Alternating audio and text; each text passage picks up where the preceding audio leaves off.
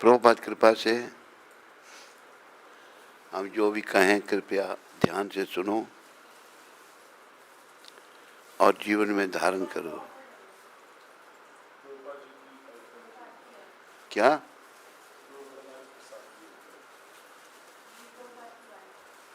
कहाँ चलाए थे आप?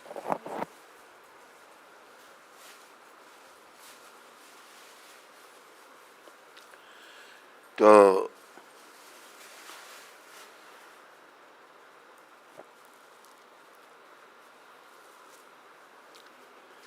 प्रभुपाद एक ऐसे युग पुरुष हुए जिन्होंने वो काम किया जो आज तक ना किसी ने किया था और ना कोई करेगा। क्या किया उन्होंने? हम भूले भटके लोगों को भक्ति का मार्ग दिखाया। मेरे प्यारे हरिभक्तों व माताओं, परिस्थिति ऐसे है जैसे बच्चे में बचपना है। क्या है? तो अच्छे माँ बाप अपने बच्चे को स्कूल भेजना चाहते हैं, वो जाना नहीं चाहता।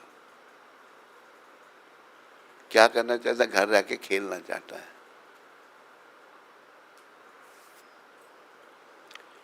इसी प्रकार हमें अविद्या है। क्या है? अज्ञानता। क्या है? और हम जिस काम के लिए शरीर में आए थे वो काम नहीं करना चाहते। शरीर में किस लिए आए थे?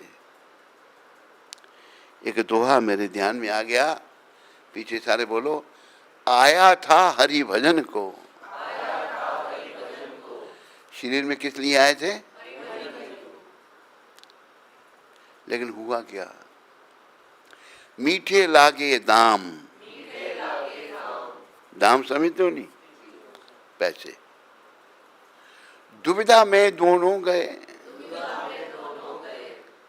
माया मिली न राम। असल में शरीर में हम केवल हरि भजन के लिए आए थे, लेकिन पैसा अच्छा लगा। क्योंकि जैसे बच्चे को खेल अच्छी लगती है, खेल भी थोड़ी बहुत है, हमको पैसा अच्छा लगा, उसी के चक्कर में पड़ गए। पैसा आपने कितना भी इकट्ठा कर लिया हो, अंत में काम आता है कुछ? पर कोई समझता है? ना कोई समझता है ना। एक पैसा अंत में काम नहीं आता।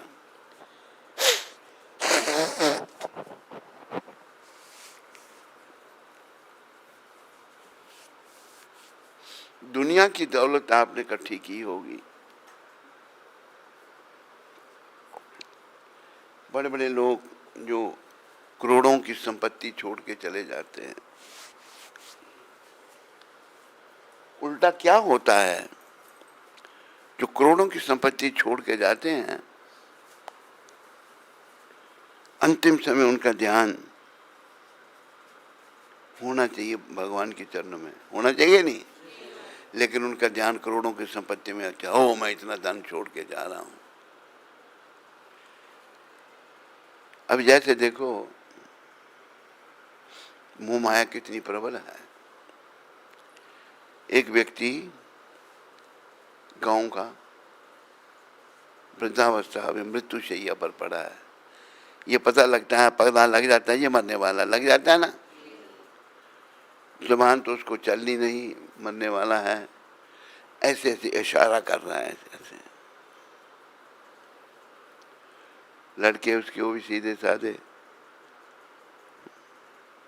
वो समझे नहीं क्या कह रहे हैं पिताजी।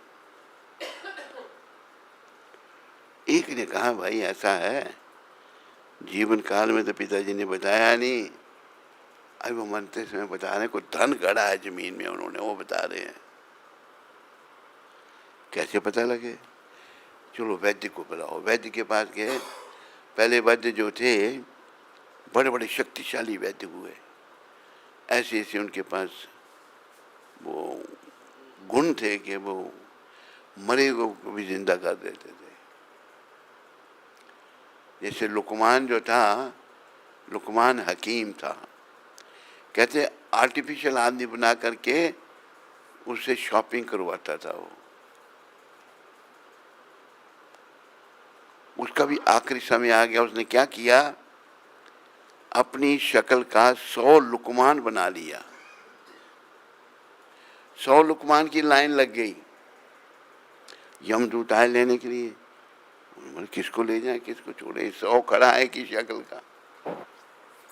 भागे, यमराज को कहा महाराज उसकी आत्मा को लेने भेजा था, 100 लुकमान खड़े। अच्छा, यमराज झट आए, उन्होंने आदमी का भेष बनाया। लुकमान पंजाबी था, तो 100 लुकमान खड़ा है लाइन में। यमराज एक मनुष्य के भेष में कहते हैं, उसकी बोली बोलते हैं, वाह भाई बनान वालिया तू एक गलों खुंज गया। लुकमान लाइन में खड़ा था, कहते मैंने 100 आदमी अपनी शक्ल का बना दिया। ये कहते एक मैंने गलती कर दी, लाइन से बाहर आ गया। मैं केड़ी गलों खुंज गया, इससे गलों खुंज गया जो लाइन तो बाहर आ गया। मरते दम भी लुकमान यूं कह गया, यह घड़ी न हरगिज़ टाली जाएगी जब तेरी डोली निकाली जाएगी। कोई इसकी चर्चा नहीं करना चाहता, पर डोली हम सबकी निकलेगी एक दिन। निकलेगी नहीं निकलेगी? कोई बच सकता है इससे? कोई स्त्री पुरुष करोड़पति लखपति कखपति बच सकता है? कोई नहीं बच सकता। लेकिन अब दुनिया में इतने खोए हुए हैं कि इस बात को ना याद करना चाहते हैं, ना ये हमारे ध्यान में आती है। इसलिए संदेश ये है कि हमने अपना ये खोयापन दूर करना है। खोयापन दूर कैसे होगा? प्रभुपाद जी जैसे महान संतों की कृपा लेकर के। इन्होंने देखो क्यों इनको महान हम कहते हैं। भारत के लोग सब विदेशियों की नकल कर रहे थे, विदेशी बन रहे थे। विदेशियों का पहरावा, विदेशियों की बोली। अरे विदेशियों का पहरावा और विदेशियों की बोली कोई अच्छी चीज़ है? ये नर्क का द्वार है। लेकिन जब आदमी विषय विकारों में पड़ जाता है, उसकी बुद्धि काम नहीं करती। चाहे वो पुरुष है चाहे स्त्री है, वो बुद्धिहीन हो जाता है। देखिए वो शब्द गाते हैं ना, विषयां बिच उम्र गुजारी पापा ने सुध बुध मारी। विषय विकार मतलब पाप किए, सुध बुध चली गई। पूछेगा कृष्ण मुरारी, सच्ची सरकार कर लूं। हंसते ने खिल खिल जेड़े, रोमन गे यार कर लूं। यमा ने लेखा लेना, फड़ के तलवार कर लूं। समझाती है हिंदी नहीं पंजाबी? थोड़ी थोड़ी? अरे पूरी आनी चाहिए, थोड़ी थोड़ी क्या है, बोल तो रहे। सीधी सीधे शब्द हैं। तो हम भूल जाते हैं कि मैंने जाना है संसार से। इसलिए संत महात्मा जो महापुरुष हैं, उनका काम हमें बचाना है। वो बचाना चाहते हैं। कहाँ से बचाना है? नरकों में जाने से बचाना है। देखो जो भगवत भक्ति नहीं करेंगे सब नरकों में सड़ेंगे। क्या होगा?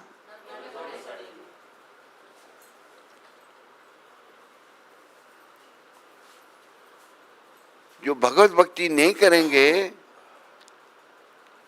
वो नरकों में सड़ेंगे।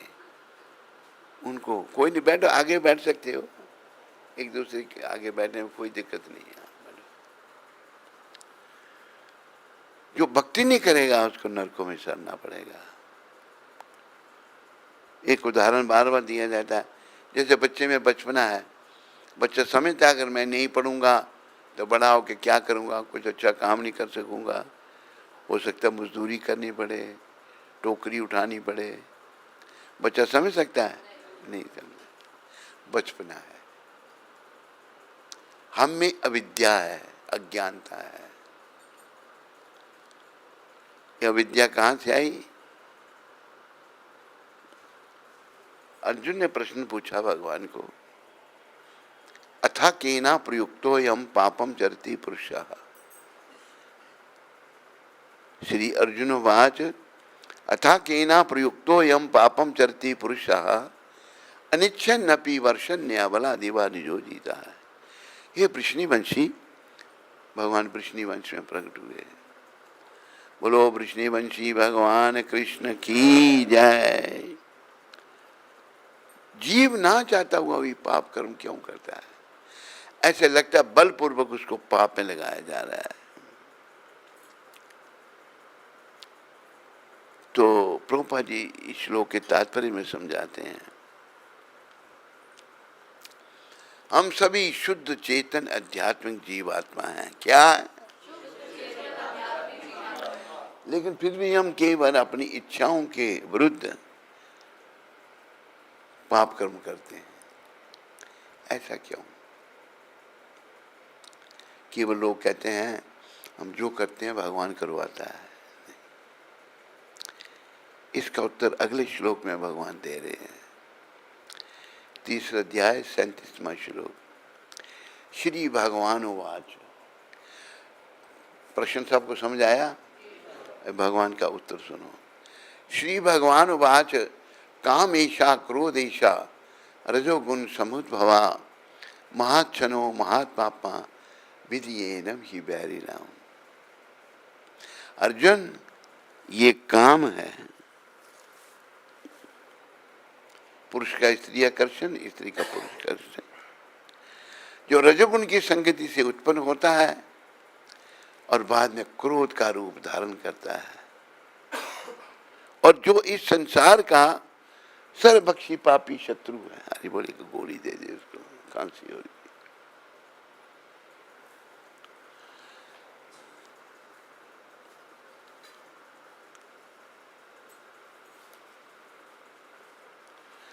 ये काम इस संसार का सर्वभक्षी पापी शत्रु है।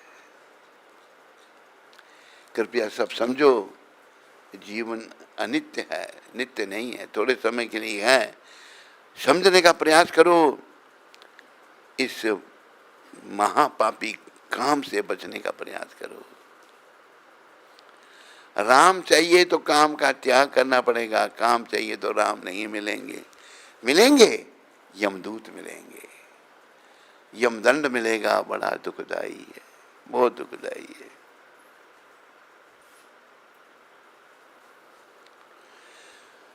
अब न संभले तो रोना पड़ेगा,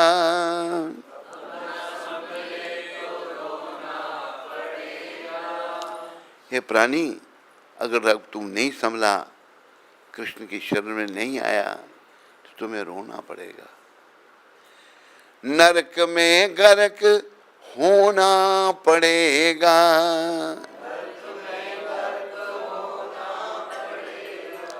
नरक में तेरे को गर्क होना पड़ेगा। तेरा ऐसा बुरा हाल होगा,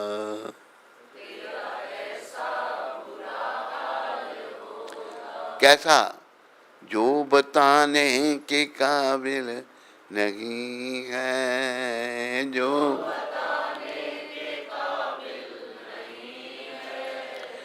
जन्म हीरा तुझे जो मिला है,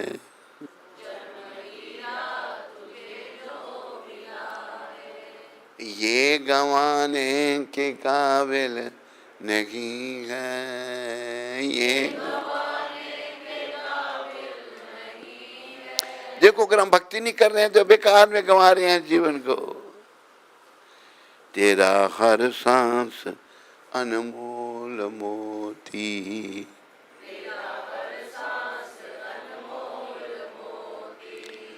जो लुटाने के काबिल नहीं है,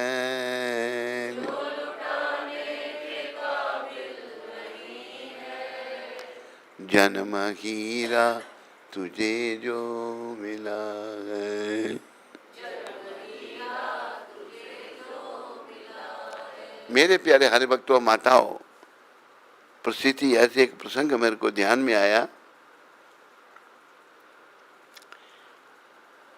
एक किसान, फसल अभी पक चुकी थी, फसल की रखवाली करनी पड़ती है, नहीं तो पशु पक्षी खा जाते हैं। तो वो गुलेल से पक्षियों को उड़ाता था। उसकी पत्नी भोजन लेके आई। खैर भोजन से पहले, भोजन पत्नी वो यहाँ पक्षियों को उड़ाता था, बैठ गया, थोड़ी देर तक खड़ा खड़ा थक गया। आदमी की आदत है जमीन को खोदेने की। जमीन खोदने लगा तो उसमें से एक बर्तन निकल आया, उसमें कुछ पत्थर पड़े हुए हैं। किसान की बुद्धि से वो सोचने लगा, मेरे पूर्वज भी यहीं बैठ के पक्षियों को उड़ाते होंगे, ये पत्थर डाल रखे हैं उन्होंने। वो उन पत्थरों से गलेल में डालकर पक्षियों को उड़ाता रहा। एक पत्थर उसमें बच गया था। उसकी पत्नी जो है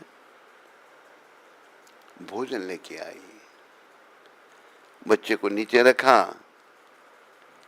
तो पत्नी को भोजन कराने लगी, पति को भोजन कराने लगी पत्नी। तो बर्तन पड़ा था, बच्चे ने उस बर्तन में हाथ डाला, एक पत्थर था उसमें, बच्चे ने हाथ में ले लिया। बच्चों को आदत होती है कुछ भी वो मुंह में डालते हैं, वो कभी मुंह में डाले कभी हाथ में पकड़े। उसकी माँ पति को भोजन करा के अपने बच्चे को उठा कर ले गई। वो बच्चा उस पत्थर के साथ खेल रहा है।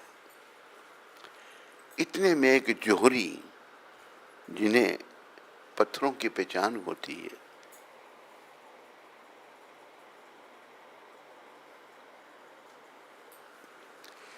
हीरे की गति जोहरी जाने की जो जोहर होए। बोलो,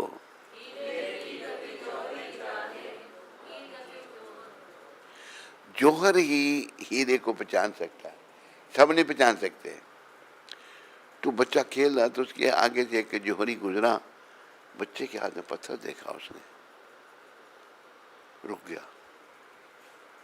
माँ भी उसकी काम काज कर रही थी, कहा कि बच्चे के हाथ में तो पत्थर है, मुझे दिखाओ। उसने देखा। उसको कहते तुम जानती हो क्या है? क्या ये पत्थर है कि अनमोल लाल है। क्या है? इसका मूल्यांकन नहीं हो सकता। झट उसने उसे लिया और भागती हुई पति के पास आई। कहते वो पत्थर इस बर्तन से एक था। तो वो एक जोहरी खड़ा है घर के पास, कहते अनमोल लाल है, जितने पैसे चाहिए ले लो, ये मेरे को दे दो। कहते हो मैं ये बर्तन भरा था, मैंने पक्षी उड़ाने में सब खत्म कर दिए, एक ही बचा था। उसको हार्ट अटैक हुआ और वो मर गया वहीं पर। वो पता लगा भाई मैं इतनी कीमती चीज मैंने पक्षी उड़ाने में वो लाल सब खत्म कर दिए। तो ये गति हम सब की है। हमारे ये श्वास जो हैं, मान लो किसी के श्वास निकल गए हैं, 2, 4, 10, 20 करोड़ रुपया खर्च करके एक श्वास वापस लाया जा सकता है? इसलिए कहा है श्वास श्वास में हरि भजो, व्यर्थ श्वास मत खोए। ना जाने इस श्वास का आवन होए ना होए। है किसी को गारंटी है? किसी को नहीं। फिर शिक्षा है थोड़ी सी आगे, नव खिड़की का पिंजरा। ये पिंजरा है और इसमें 9 द्वार हैं, है नहीं 9 द्वार। चिड़िया बोल अमोल, कुछ दिन में उड़ जाएगी, रहेगा पोल का पोल। आत्मा जब चली गई तो शरीर किसी काम का नहीं है, किसी काम का, सड़ना गलना शुरू हो जाएगा। ये मंदिर शोधा नहीं, अपने मन मंदिर को तो साफ किया नहीं। करे अन्न की सेव, मृग तृष्णा में भरम के, लखियो आत्मदेव। मृग तृष्णा, मृग जो है वो भटकता है, उसे नहीं पता, ढूंढता है कुछ पानी पीना, पानी तो दूर, उसको कुछ पानी जैसा दिखाई देता है, पास पहुंचता कुछ नहीं। फिर भी उसी मरुस्थल में वो मृग जो है पानी खोजता है, पानी तो कहीं मिलता नहीं, पानी तो नदी के किनारे है, मरुस्थल में रेत में पानी होता है, दिखता है नहीं, होगा भी तो नीचे है नहीं ऊपर। वो पानी खोजते खोजते उसके प्राणांत हो जाते हैं। इसी प्रकार हम इस दुख रूपी संसार में सुखों की खोज करते करते जीवन को जो अनमोल हमें मिला था बर्बाद कर देते हैं। जन्म हीरा तुझे जो मिला है, ये गंवाने के काबिल नहीं है। तेरा हर सांस अनमोल मोती, ये लुटाने के काबिल नहीं है। तू तो विषयों में लिपटा है ऐसा, खर्च करता है जिन पे तू पैसा। मिला बिन मोल अनमोल सत्संग, जिसमें तू जाने के काबिल नहीं है। जन्म हीरा तुझे जो मिला है, ये गंवाने के काबिल नहीं है। सदगुरुदेव प्रभुपाद की कृपा से हम आपको ये शब्द कह रहे हैं, ये जन्म बड़ा अनमोल है, ये बार बार मिलने वाला नहीं है। तो मिला है, कोई स्त्री बना, कोई पुरुष बना, कोई ब्राह्मण बना, कोई क्षत्रिय बना, कोई वैश्य बना, कोई शूद्र बना, ये सब शरीर की बातें हैं। ना हम स्त्री, ना पुरुष, ना ब्राह्मण, ना क्षत्रिय, ना वैश्य, ना शूद्र, हम तो जीव आत्मा है। उस आत्मा को पहचानने के लिए भगवान ने ये शरीर हमको दिया है। मेरे प्यारे हरिभक्तों, अगर हमने ये काम नहीं किया तो क्या होगा? समय बीत जाने पर फिर पछताते हैं, पछताते हैं। समय बीत जाने पर फिर पछताते हैं, पछताते हैं। यम के दूत जब मार पकड़ ले जाते हैं, ले जाते हैं।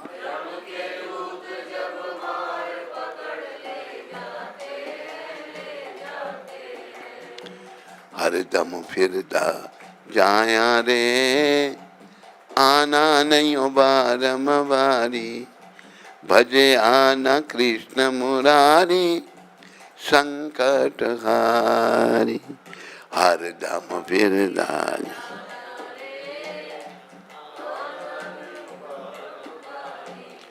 भजे आना।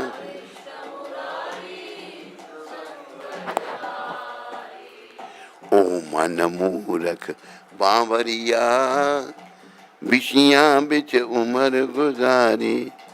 भजे आना कृष्ण मुरारी, संकट हारी। ओ मन मूरख बावरिया, विषियां बिच उमर गुजारी। भजे आना कृष्ण मुरारी, संकट हारी। ओ मूर्ख मन, हम सब ज्यादा या थोड़े मन के अधीन है नहीं है। ओ मूर्ख मन, तू पागल हो गया है विषय विकारों के कारण। विषय विकारों में तू सारी उम्र को गुजार रहा है, और जो कष्टों के खाने वाले कृष्ण भगवान हैं उनका तूने भजन नहीं किया। कष्टों के हरने वाले कौन हैं? कृष्ण भगवान। फिर शिक्षा दे रहे हैं आगे, धीरे धीरे श्वास अमोलक जा रहे जा रहे।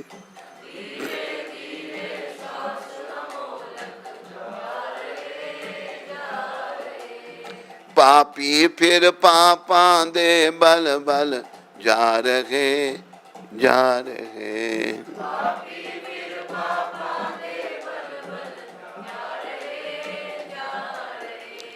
हर दम फिरता जाया रे आना नहीं बारम बारी। हर दम फिरता जाया रे आना नहीं भजे आना कृष्ण मुरारी संकट हारी। भजे आना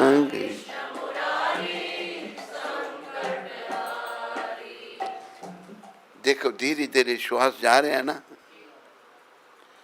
एक श्वास की पता कितनी कीमत है, जानता कोई?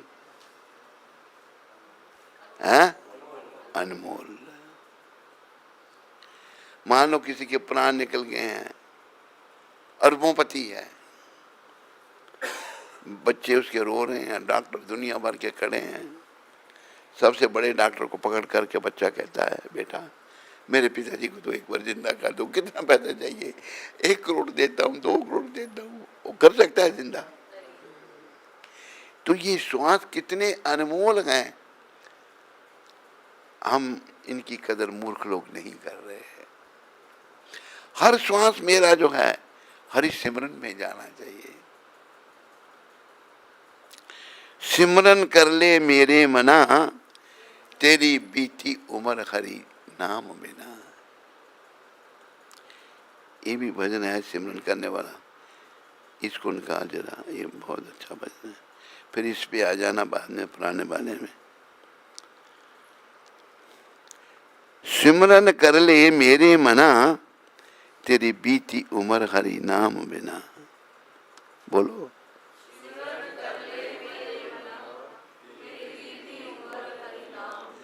पंछी पंख बिना हस्ती दंत बिना। नारी पुरुष बिना जैसे पुत्र पिता बिनहीना। तैसे पुरुष हरि नाम बिना। कितना सुंदर लिखा है। पंछी के पंख नहीं है तो किसी काम का नहीं, हाथी के दांत नहीं है तो कुछ नहीं, बेकार। नारी का पति नहीं है, वो भी बेचारी भटकती है। जैसे पुत्र पिता भी नहीं ना, पुत्र का पिता नहीं है, जैसे पुरुष हरि नाम बिना। नाम के बिना हमारा जीवन बेकार है। समझ आ रही नहीं आ रही? जिसको नहीं आ रही है हाथ खड़ा करो। सबको आ रही है। कूप नीर बिना धेनु क्षीर बिना। धरती मेघ बिना जैसे तरुवर फल भी नहीं ना। तैसे पुरुष हरि नाम बिना। लेखक बड़ा अच्छा ये समझा रहे हैं। अगर कुएं में पानी नहीं है तो किसी काम का है? कूप नीर बिना। अगर गाय दूध नहीं देती, दूध नहीं है तो फिर किसी काम के नहीं। धरती मेघ बिना, धरती में अगर बारिश नहीं होती तो सूखी पड़ती है, कुछ पैदा नहीं होगा। जैसे तरुवर फल भी नहीं ना। वृक्ष है उसमें फल नहीं लगे हैं तो किसी काम का है? तैसे पुरुष हरि नाम बिना।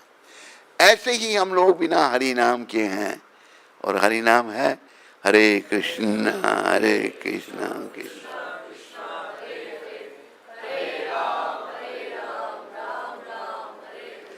हम भगवान के नाम के बिना बेकार हैं। बस ऐसे महान संतों की कृपा से नाम का सहारा ले लो।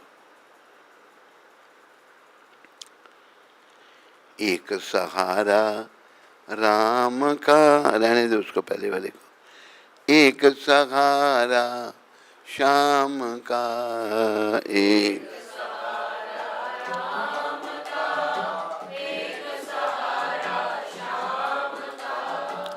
एक सहारा राम का, एक सहारा शाम का है।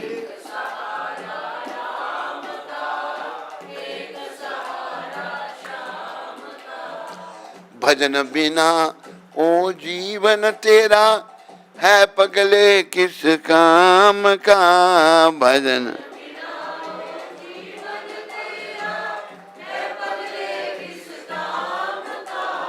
है पगले किस काम का।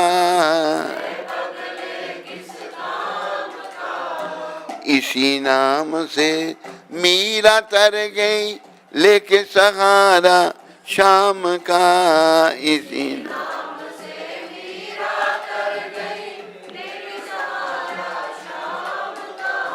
लेके सहारा शाम का। एक सहारा राम का, एक सहारा श्याम का।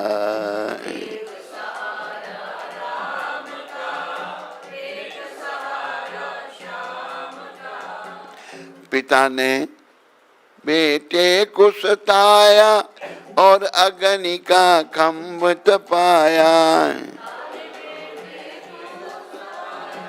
और अग्नि का उसी रूप में प्रभु जी प्रकटे, नष्ट हुआ घन श्याम का। उसी रूप में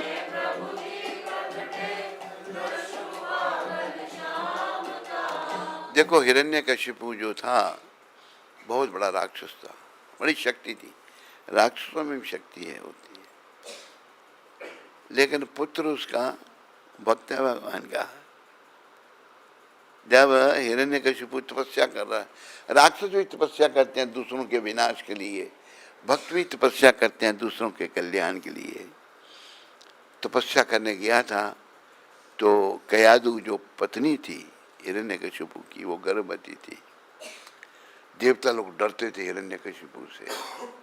उन्होंने क्या किया, कयादु को बंदी बना लिया और ले जा रहे हैं उसको। आगे से नारद जी आ गए। कौन है ये राक्षस की पत्नी है और ये गर्भवती है, ये बच्चे को जन्म देगी, हम उसको मार देंगे।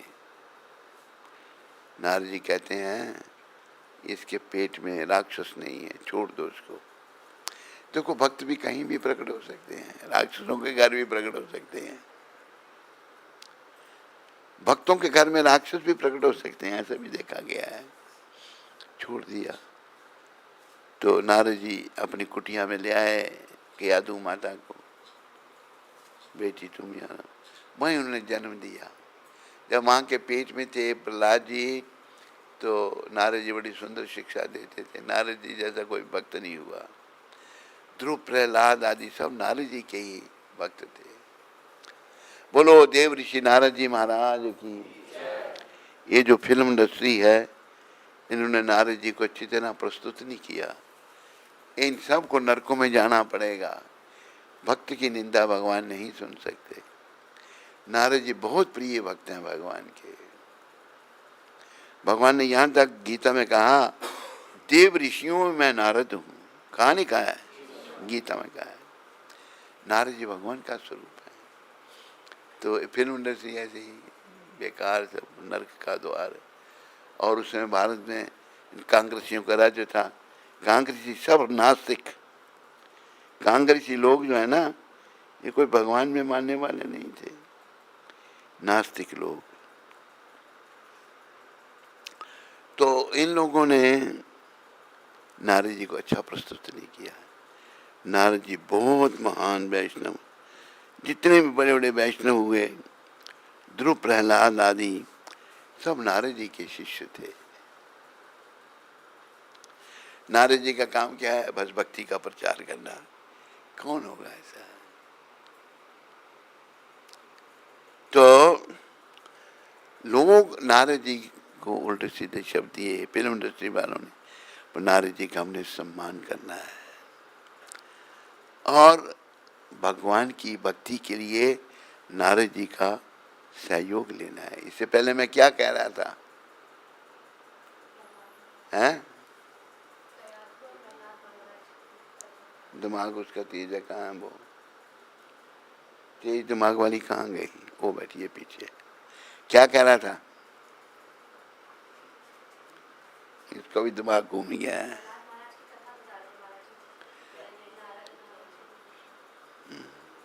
प्रहलाद महाराज इतने महान वैष्णव हुए, जब उनकी माँ को राक्षस ले, अपना देवता लोग ले जा रहे थे, नारद जी मिल गए। नारद जी के वहाँ कयादू माता रही, जन्म दिया।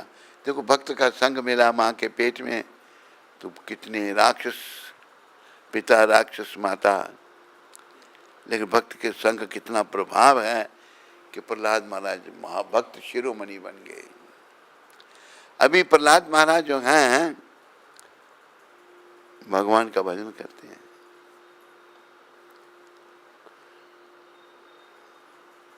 हिरण्यकशिपु जो है, जब तपस्या करके वापस आया तो नारद जी ने उनकी पत्नी को और उसको सौंप दिया।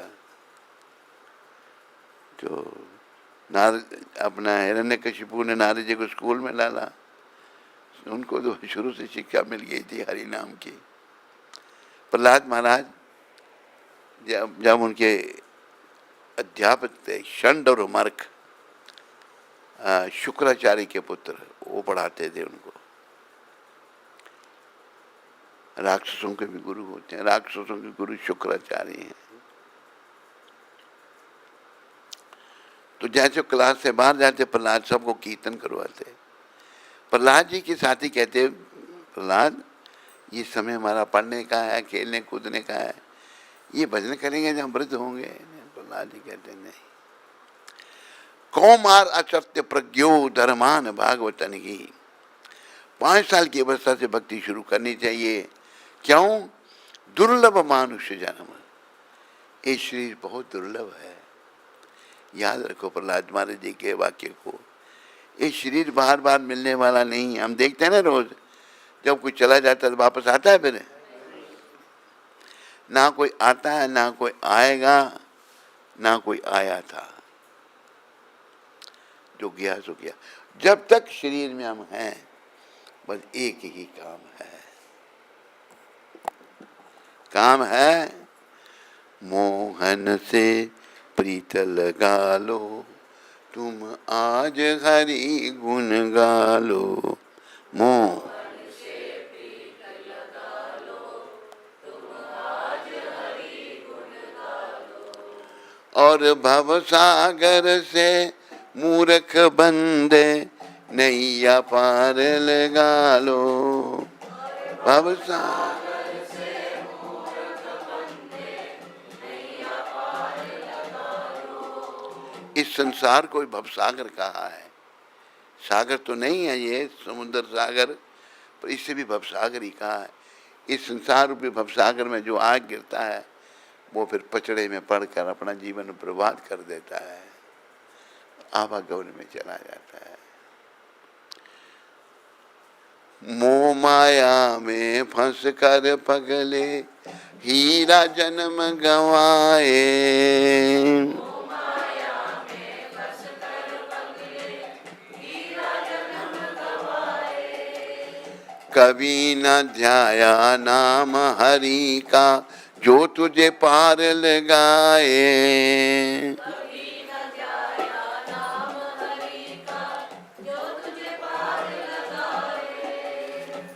कर्म कमा लो हरि गुण गा लो, कर्म कमा लो हरि गुण गा लो।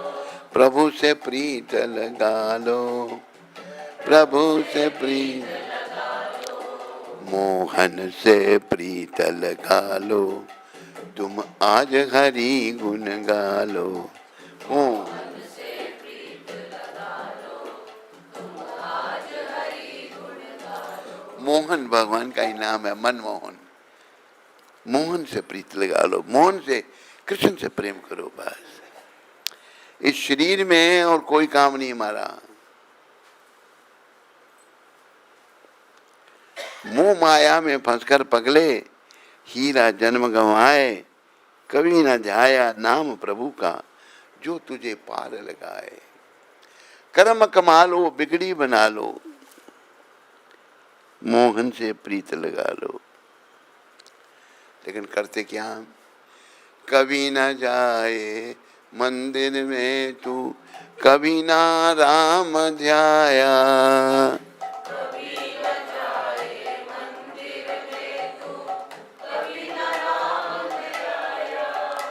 तो फिर क्या किया? रात गुजारी सोने में और दिन भर पाप कमाया।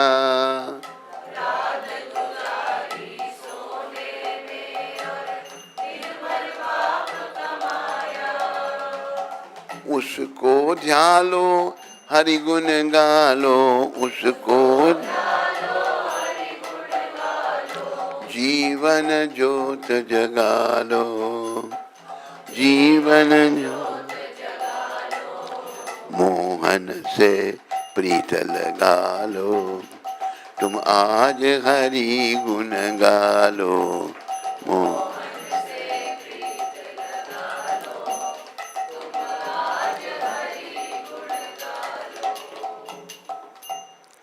ये जीवन कैसे बीतता है?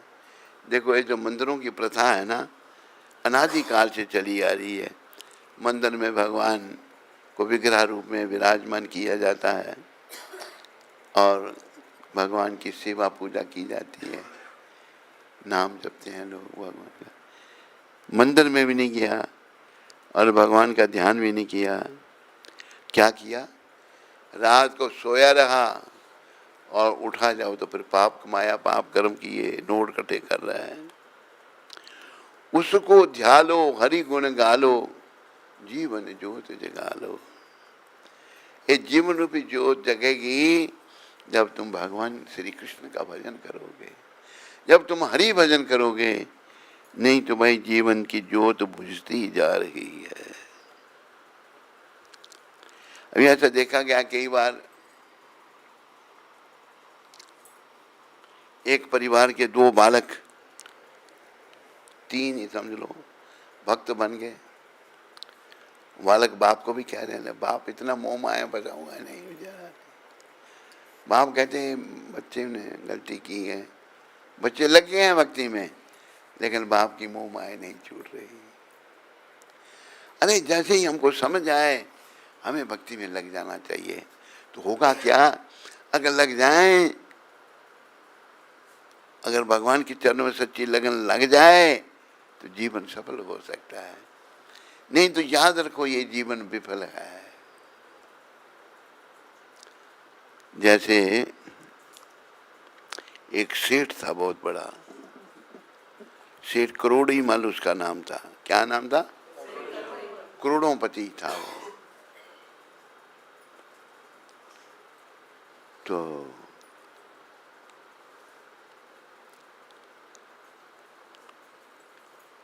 उनका एक मित्र भी था, अभी वो उसे देखने आता था। अभी सेठ की जबान बंद हो गई है, कुछ ऐसे से कर रहा है। बच्चे समझ नहीं पिता क्या कह रहा है। उनका एक मित्र था, वो बड़े ही था,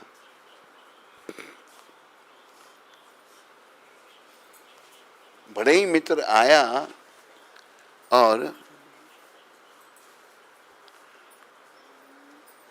वो कहते हैं बच्चे के, अंकल जी पिताजी कुछ कह रहे हैं। बोल तो सकता नहीं, वो उसकी जुबान बंद है।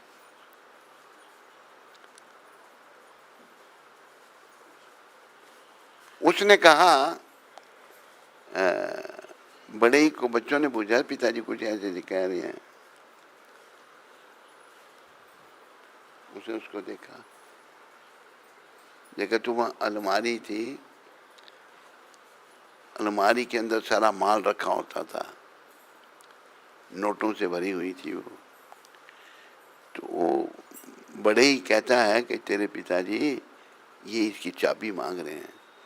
जी आप अंकल आप क्यों मजाक कर रहे हो? कहते नहीं। उसने वो चाबी ली जिसमें अंदर करोड़ों रुपए थे, दी बचने हाथ में लेके छाती पर लगी, मार दिया। करोड़ों रुपए साथ ले गया वो नहीं, मर गया, ध्यान नोटों में था उसका। ये मन बड़ा मलिन है। इस मलिन मन को तुम समझाओ। आपका, हमारा, हम सब का बड़ा शत्रु ये मन है। अगर ये कृष्ण भजन में लग गया तो फिर भजन करेगा। अभी ये विषय विकार में लगा हुआ है, लगा हुआ है नहीं लगा हुआ है? बोलो,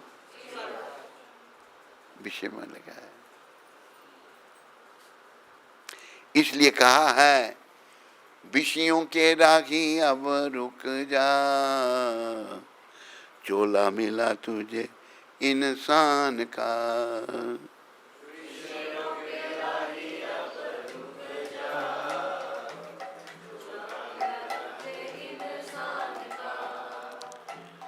इसी में मिलेगा तुझे बांबरे, छुपा हुआ राज भगवान का। इसी में मिलेगा तुझे बांबरे, छुपा हुआ राज भगवान का।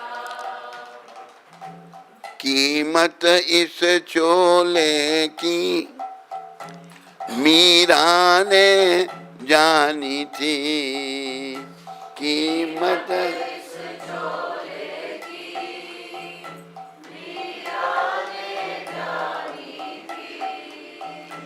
उस जहर प्याले में छिपी प्रेम कहानी थी, उस जहर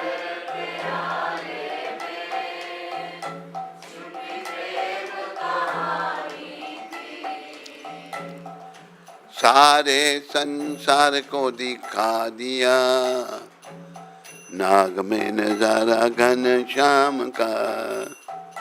सारे संसार को दिखा दिया,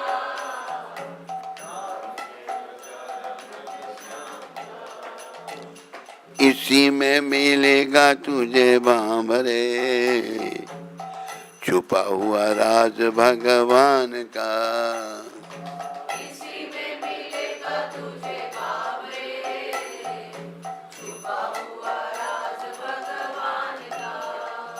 कीमत इस चोले की तूने खाने में खोई है, कीमत इस चोले की तूने खाने में खोई है। कभी सत्संग साबुन से मन मैल न धोई है, कभी सत्संग साबुन से मन मैल न धोई है। विषयों का पर्दा लपेट कर बना है तू रूप शैतान का, विषयों का पर्दा लपेट कर बना है तू। इसी में मिलेगा तुझे बांबरे, छुपा हुआ राज भगवान का। इसी में मिलेगा तुझे बांबरे, छुपा हुआ राज भगवान का। शिक्षा है, तूने चोले की क्या कदर की, खाने में लगा रहा। एक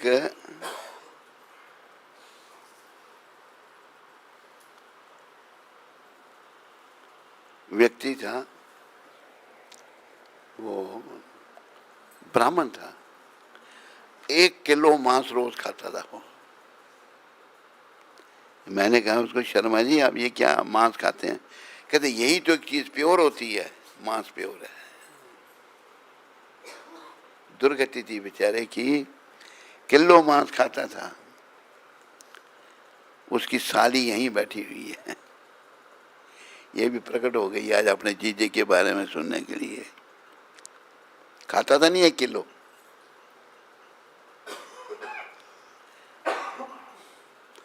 एक उर्दू के शायर ने कहा है, मांस खाना अपने पेट में कब्रिस्तान बनाना है। मुर्दे को कब्र में डालते हैं नहीं, हम पेट में डाल देते हैं। मांसाहारी बेचारे को नरक में जाना पड़ता है। तो इस चोले की कीमत हमने खाने में लगा दी, सत्संग साबन से कभी मन की मैल नहीं धोई, और विषयों का पर्दा लपेट विषय विकारों में पढ़ करके शैतान बने हुए हैं हम। सारे बुरे कर्म ये विषय विकार करवाते हैं। फिर आगे क्या कहा है, जिस राह पे चला रावण क्या अंत नजारा था, जिस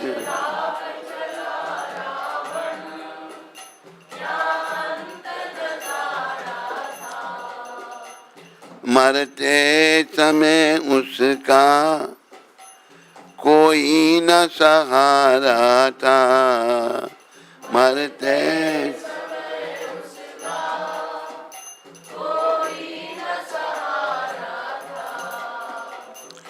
जलता है हर साल अब भी पुतला उसी के अभिमान का, जलता है हर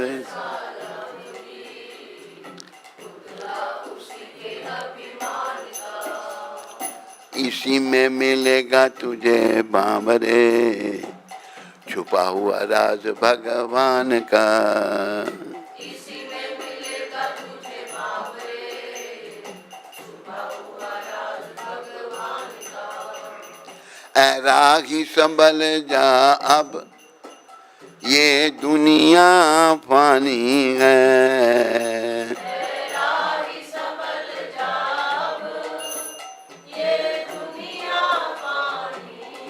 लेखक समझा रहे हैं, मराही हैं, सफर करने वाले।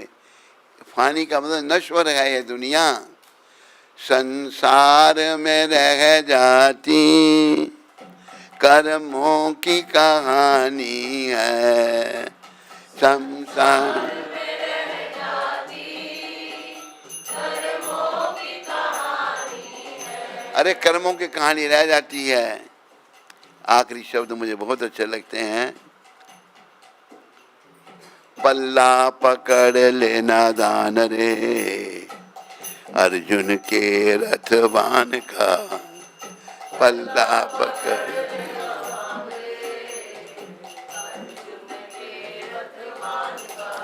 अर्जुन के जो रथवान कौन थे, उनका पल्ला पकड़ ले, उनके तुम पकड़ के पीछे पीछे चल, तेरा कल्याण हो जाएगा। इसी में मिलेगा तुझे बाबरे छुपा हुआ राज भगवान का, इसी में मिलेगा तुझे बाबरे छुपा हुआ राज भगवान का। अभी देखो रावण ब्राह्मण था, जिस राह पे चला रावण क्या अंत नजारा था। रावण ये सोचता था ये बनवासी दो राम लक्ष्मण इनको मेरे आदमी मार देंगे, और इनकी पत्नी बहुत सुंदर है, सीता माता हम सब की जगत जननी है, वो उससे मैं विवाह करूंगा, ये राक्षसों की वृत्ति। लेकिन वो नहीं जानता था कि ये कौन है, त्रिलोकीनाथ भगवान है। रावण ने सीता माता का हरण कर लिया धोखे से। अभी आगे रावण की शामत, सारा परिवार मरवाया। पहले उसने बोला ये मेरे अनुयायी सब मार देंगे, आखिर में खुद रावण लड़ने आया। जब सब मर गए थे, जब तो भविष्य जी राम जी के साथ थे, भविष्य जी ने कहा प्रभु इसकी छाती पे इसकी नाभि में अमृत कुंड है, उसको सुखाओ और फिर मरेगा ये।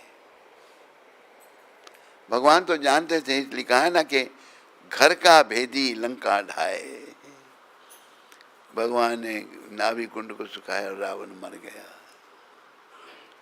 रावण धराशायी हो गया। तो हम लोग बुरे कर्मों के अधीन हो करके बुरे कर्मों में लग जाते हैं, ये भूल जाते हैं ये संसार से हमने एक दिन जाना है। जैसे 1 किलो मांस खाने वाले को मैंने कहा एक बार, भाई शर्मा जी हम मांस क्यों खाते हैं इतना, कहते यही तो प्योर है एक चीज़। और शर्मा जी का कोई पता नहीं अभी कहाँ है, कहाँ कौन से लोग में है कोई पता नहीं। कौन से लोक में है वो अभी? मैं तेरे को पूछ रहा हूँ।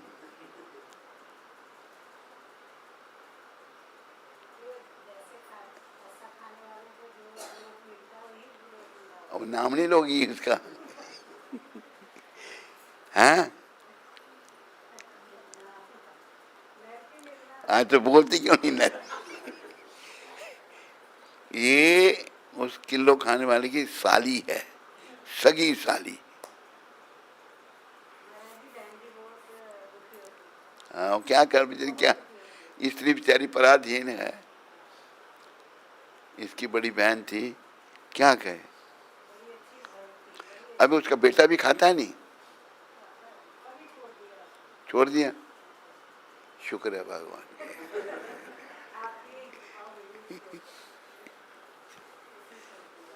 तो मेरे प्यारे हरि भक्तों, माताओं, हम लोग उल्टे सीधे कामों में पड़ जाते हैं और असली काम को भूल जाते हैं। हमारा असली काम क्या है? मेरे पीछे सारे बोलो, आया था हरि भजन को। आया था हरि भजन को। किस लिए आया था? लेकिन हुआ क्या? मीठे लागे दाम। मीठे लागे दाम। दाम समझते हो नहीं क्या? दुविधा में दोनों गए, दुविधा में दोनों गए, माया मिली न राम। माया मिली न राम। मेरे प्यारे हरे भक्तों, माता, इस बात को याद रखो। हम सब अलग अलग डिग्री में खोए हुए हैं संसार में, पुरुष भी स्त्री भी। ये शरीर चाहे पुरुष का मिला चाहे स्त्री का मिला, इसके द्वारा केवल हमें भक्ति करनी है भगवान की। भगवान का नाम लेना है, भगवान का भजन करना है, क्योंकि ये भजन ही काम हमारे आएगा। कर लो भजन श्री कृष्ण का, ये काम आएगा। छूटेंगे धन व जन, मगर ये साथ जाएगा। भिक्षु कहे संसार की, मत आस कीजिए। सच्चा कृष्ण का नाम है, विश्वास कीजिए। खास करके इंटरनेट में सुनने वाले, यहाँ सुनने वाले, ये जो महामंत्र है, हरे कृष्णा हरे कृष्णा हरे राम हरे राम, ये कलयुग का तारक मंत्र है। इसको स्वयं भगवान श्री कृष्ण चैतन्य महाप्रभु, कृष्ण चैतन्य स्वयं कृष्ण है। हम कलयुग के लोगों के उद्धार के लिए कृष्ण ने चैतन्य महाप्रभु का रूप धारण किया है, और ये नाम का प्रचार भगवान ने स्वयं किया। और देखो, लोग भूल गए, 500 साल पहले चैतन्य महाप्रभु हुए। चैतन्य महाप्रभु ने अपने शुद्ध भक्त प्रभुपाद जी को भेजा। इन्होंने दुनिया, भारत के लोग विदेशियों की नकल कर रहे थे, विदेशियों को भक्त बना दिया। लेकिन फिर अभी कमी क्या हो गई है, मंदिरों में, मंदिर प्रभुपाद की कृपा से बहुत मंदिर खुल गए, सैकड़ों मंदिर हैं। पुजारी घंटी बजाता है, घंटी बजाता है तो कहता महीने का मेरे को पैसे चाहिए इतना। तू कौन से मंदिर से आया? यहीं से। पुजारी पैसे लेते हैं नहीं लेते? तू कीर्तन करता है, कहता मैं कीर्तन करता हूँ, पुजारियों को पता नहीं इसको। सब लेते हैं पैसे, पूछना है जरा कितना महीने का लेते हैं। तेरे को मिलता है कुछ नहीं, खाली कीर्तन है। तू भी कुछ ले लिया का थोड़ा बहुत? नहीं, दांत खा रहा मतलब कहते कभी टाइम आने पर लेंगे, टाइम आने पर लूंगा, अभी नहीं लूंगा। तो भगवान की सेवा निष्काम, शब्द हैं, हमें लाख ना करोड़ ना हजार चाहिए, हमें श्याम जी, हमें कृष्ण जी, तुम्हारा बस प्यार चाहिए। हे श्याम, हे कृष्ण, हमें धन संपत्ति नहीं चाहिए। सारी दुनिया पागल है धन के पीछे, लेकिन भक्त जो है, एक भक्त की कथा सुनानी पड़ेगी मेरे को। ये भक्त महाराष्ट्र में हुए पति पत्नी, रांका और बांका। बोलो रांका और बांका भक्त की। ये भक्त बड़े भगवान के प्रिय थे। भगवान को महाराष्ट्र में क्या कहा जाता है? विठ्ठल भगवान। जय विठ्ठल विठ्ठल विठ्ठला, माझा विठ्ठल पांडुरंगा। जय विठ्ठल माझा विठ्ठल, माझा विठ्ठल पांडुरंगा।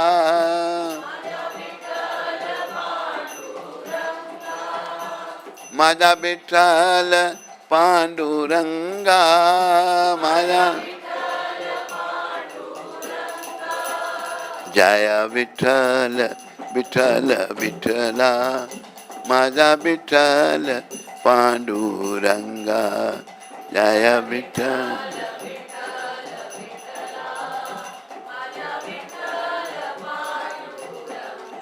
बोलो विठ्ठल भगवान की। तो भगवान जगह जगह लोग उनको अलग अलग नामों से पुकारते हैं, पर वो भगवान एक ही है। तो मैं आपको बात सुनाने लगा था रांका और बांका की। रांका बांका पति पत्नी थे महाराष्ट्र में, बड़े गरीब थे बेचारे, लेकिन शुद्ध भक्त भगवान के। एक बार संत नामदेव, वो भी बड़े उच्च कोटि के संत हुए, देखा भाई इतने अच्छे भक्त हैं ये, इनको मेरे भगवान देते ही नहीं कुछ भी। विठ्ठल जी आगे अपना क्या नाम, नामदेव जी आगे विठ्ठल भगवान के पास, प्रभु ये आप कितने भक्त हैं, इनको कोई देते नहीं आप। अरे मैं तो देता हूँ, ये लेते नहीं। उनको शंका रही। किसको शंका रही?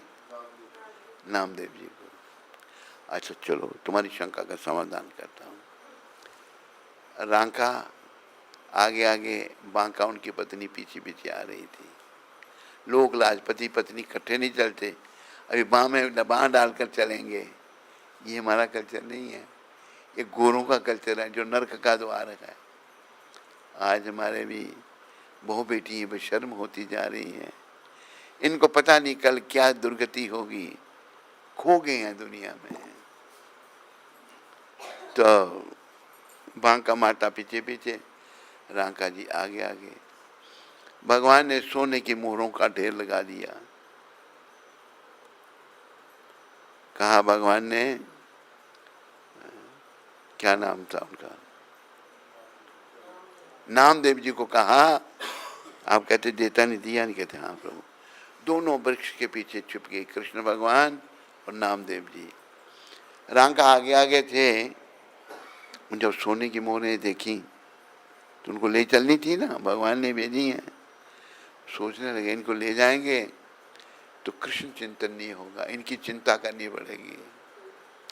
और पीछे पत्नी आ रही है, वो कहेगी पतिदेव भगवान ने हमारे लिए भेजी है, इनको ले चलो, हमारे पास कुछ नहीं है, अच्छा सा घर ले लेंगे, अच्छी तरह रहेंगे। तो रांका जी ने उनके सोने की मोहरों पर मट्टी डालना शुरू कर दी। वो ढक जाएंगी तो पत्नी देखेगी नहीं, ले जाने के लिए नहीं कहेगी। अब जो मट्टी डाल रहे थे, पत्नी पीछे पीछे आ रही थी, बांका माता पीछे पीछे आ रही थी। बोलो रांका बांका महाराज की। उसने देख लिया, वो आके क्या कहती है, पतिदेव ये क्या कर रहे हैं आप, मट्टी पर मट्टी डाल रहे हैं। वो इतनी महान थी, उसकी नजरों में सोने की मोहरें मट्टी से ज्यादा नहीं थी। तो उनको लगा पे मैं सोचता था ले जाएंगी, तो मेरे से भी आगे है। ये है भक्तों की दिशा। अरे भगवान कहते हैं नामदेव जी को, चलो जहाँ ये लकड़ियाँ इकट्ठी करते हैं इनकी मदद वहाँ करते हैं। यहाँ की जगह तसल्ली होगी, सोने की मोहरी छोड़ दी वैसी की वैसी। तो भगवान आए, उन्होंने मिलकर के नामदेव जी का एक लकड़ियों का बोझ बना दिया। वो आएंगे उठा कर ले जाएंगे। आए बेचारे दोनों लकड़ियाँ चुनने के लिए, बोझ पड़ा, सोचने लगे कोई हमसे पहले ही आकर बोझ बना के रख गया है, उठाया नहीं बोझ को, और थोड़ी बहुत लकड़ियाँ मिलती तो लेके चले गए। भगवान के भक्त संतुष्ट होते हैं।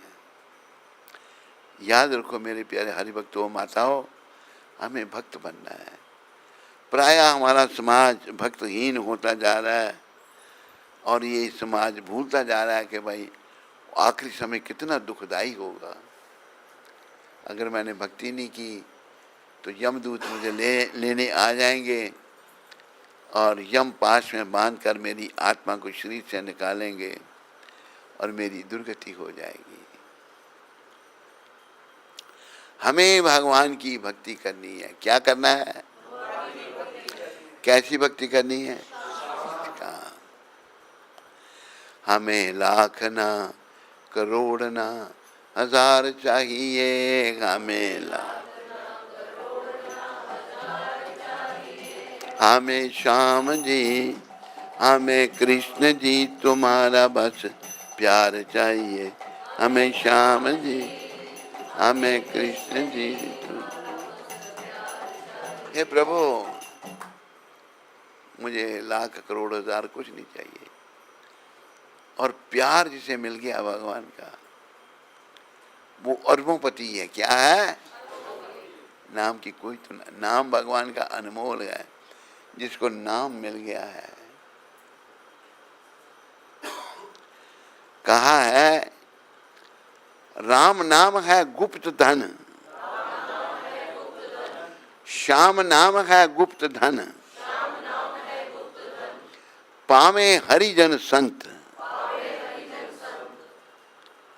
हरिजन वो नहीं जिन्होंने कांग्रेस ने जो बनाया, नहीं, जो हरि के जन है, सच्चे हरिजन। और न करे जो कामना, दिन दिन होत अनंत।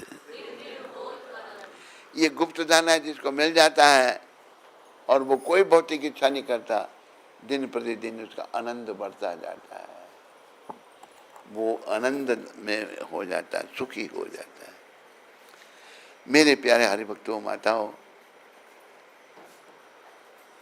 सुखी होने के लिए नाम की शरण लो, भगवान की शरण लो। इस संसार में कहीं भी सुख नहीं है।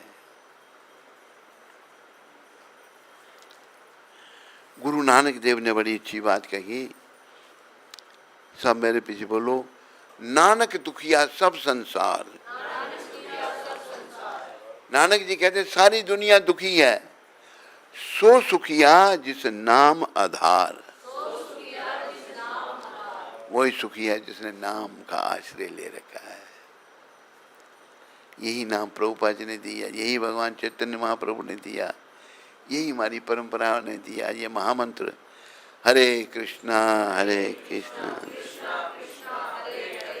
हरे राम और चुप हो के बोलो थोड़ी देर, हरे कृष्णा हरे राम हरे कृष्णा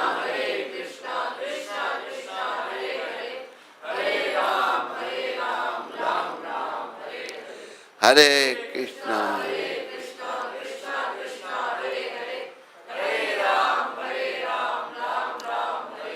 जप पता कितना करना आपको? नहीं पता है। इतना जप कर कि हद कर दे कि यमराज भी अपना खाता रद्द कर दे। सबका खाता यमराज के पास खुला है। जो मुंह माया फंसे हैं ना, बेटे भक्ति कर रहे हैं, हम नहीं करेंगे, हमने तो नोट बनाने हैं, नोटों की आरती करनी है। ओम जय चिट्टे नोट हरे, स्वामी जय चिट्टे नोट हरे, अरे भक्त जनों के संकट यही नोट दूर करें। एक राजा का मस्करा था, वो सुनाता था, ये कहता था, राजा तो मर चुका था, मस्करा जिंदा था। कहते हैं महाराज ये लोग की आरती थोड़ी भगवान की थोड़ी करते हैं, नोटों का ध्यान नोटों में है। ये नोट भी चाहिए पर नोट सब कुछ नहीं, सब कुछ भगवान है, भगवान का नाम है। अभी देखो राका बांका की बात सुनाई, इतना धन भगवान ने रख लिया, जिनको राम नाम का धन मिला है। जैसे पायो जी मैंने राम रतन धन पायो, पायो जी राम वस्तु अमोलक दी मेरे सतगुरु, बस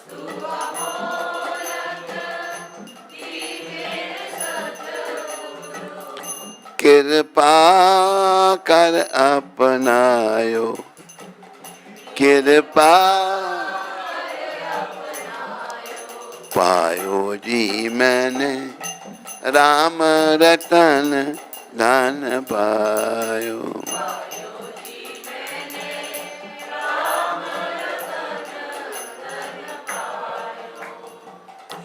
जन्म जन्म की पूंजी पाई,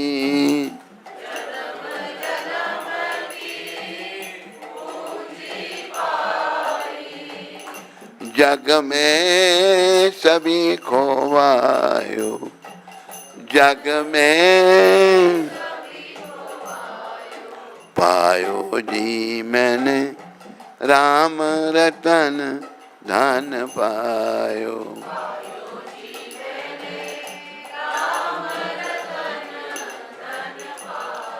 ये राम रतन धन कैसा है? खर्चे न कूटे चोर न लेवे,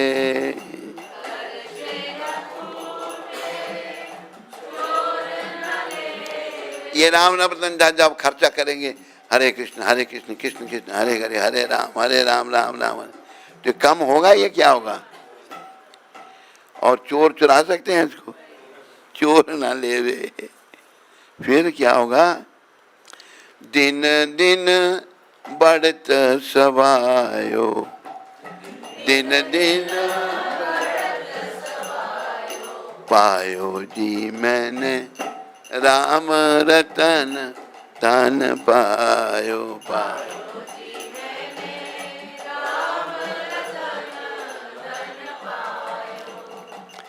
सत की नाव खवेटिया सतगुरु,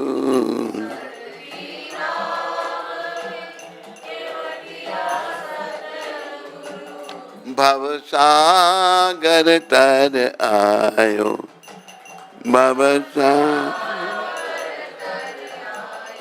पायो जी मैंने राम रतन धन पायो।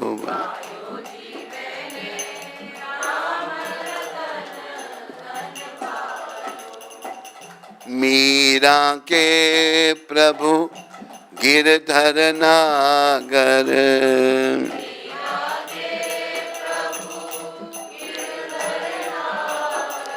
गिरधर नागर,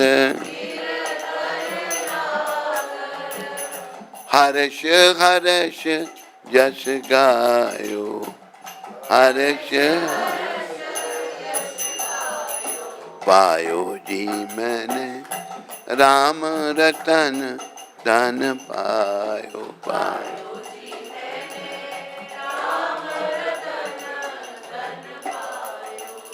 राम रतन धन पायो, श्याम रतन धन पायो, श्याम राम रतन धन पायो। मेरे प्यारे हरिभक्तों, माताओं, इंटरनेट में सुनने वालों, ये भगवान के नाम का धन इकट्ठा करो। जितना आप नाम जपेंगे ना, आपके आध्यात्मिक बैंक बैलेंस में जमा हो जाएगा, और यही अंत में काम आएगा और कुछ काम नहीं आएगा। आपकी प्यारी पत्नी, आपका प्यारा पति, आपके प्यारे बेटे, आपकी प्यारी बेटी, आपकी प्यारी माँ, आपका प्यारा बाप, कोई भी अंत में काम नहीं आएगा। आएगा? सब नहीं बोल रहे।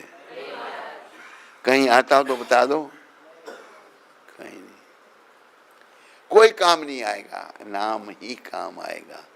इसलिए नाम जपो। हरे कृष्णा हरे कृष्णा, हरे राम हरे कृष्णा हरे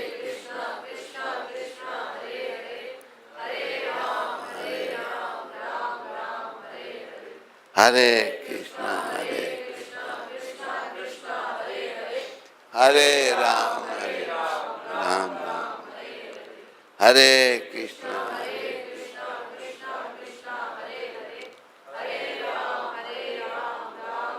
देखो, ये बात आसान भी नहीं है कि अंत में हम नाम ले पाए।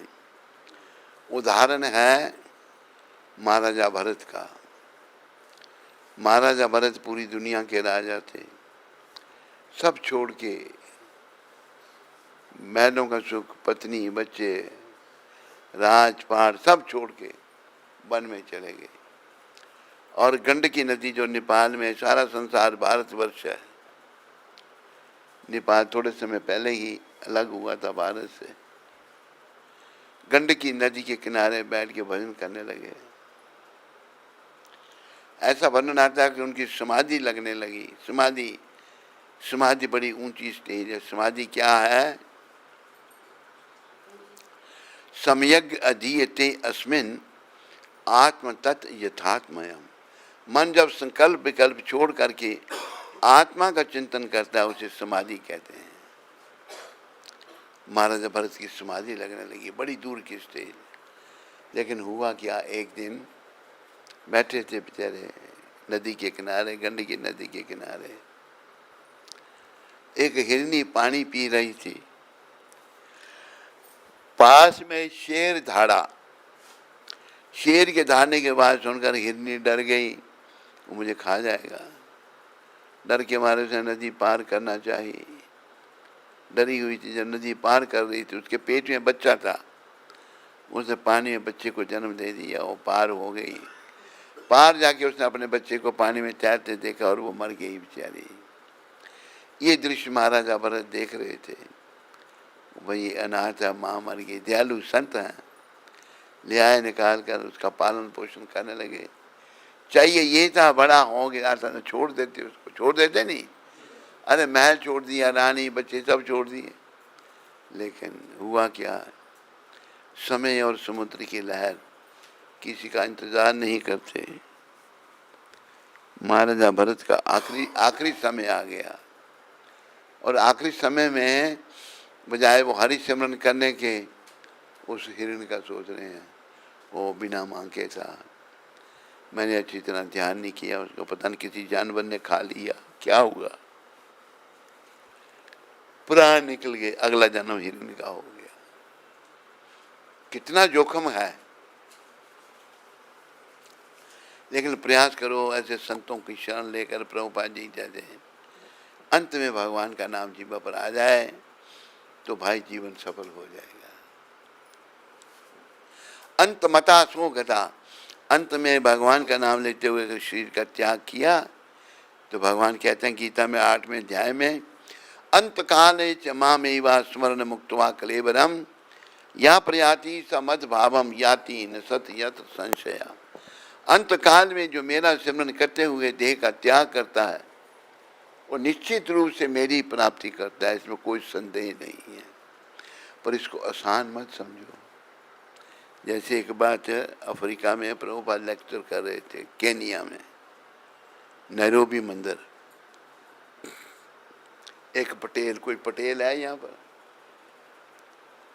एक पटेल था, वो चला गया बेचारा, एक सैंपल के लिए था पटेल, कुछ दिन रहा वो चला गया। एक पटेल खड़ा हुआ, कहते स्वामी जी ये तो बहुत अच्छी बात है। कहते क्या? कहते जीवन काल में खूब खाओ पियो और मजा करो। गुजराती भाषा में कहते हैं धाम धूम ना धड़ाका, खाओ पियो और मजा करो, अंत में भगवान का नाम ले लो। प्रभुपाद जी कहते हैं अगर जीवन काल में तो खाओ पियो और मजा कर रहा है ना, अंत काल में यही दिखेगा, भगवान नहीं दिखेंगे, भगवान का नाम नहीं ले सकता। भगवान का नाम तभी अंत में लिया जाएगा जब जीवन काल में अभ्यास होगा, सिवाय भगवान के कुछ नहीं। जैसे मीरा जी कहती थी ना, मेरो तो गिरधर गोपाल दूसरो ना कोई, जाके सर पे मोर मुकुट मेरो पति सोई। मेरा कोई दूसरा है ही नहीं, सबको छोड़ दिया मीरा जी ने। और मीरा जी की गति, जब मेवाड़ उन्होंने छोड़ा था जहाँ की वो रहने वाली थी, दुर्गति हो गई। पंडित के